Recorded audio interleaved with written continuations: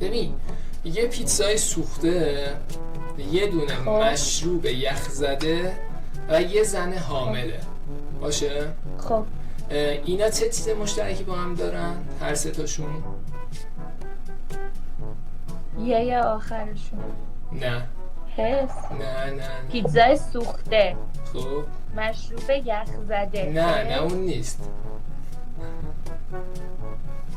یه شوهر بیشور. چه ربطی داره؟ به شوهر مشروب شوهر داره؟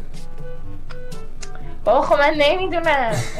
من میخوام من بگم نظرم جوابشو؟ که نداره. میخوام من بگم؟ بگو. ببین هر سه تاشون اون چیز مشترکی که داره اینه که دیر بیرون کشیده.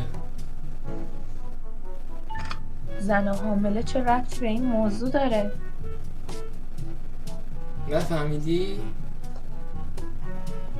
زن حامله چه ربطی به این موضوع داره؟ نفهمیدی؟ نه.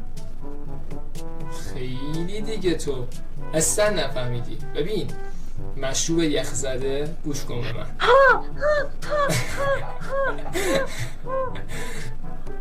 آفرین. آفرین.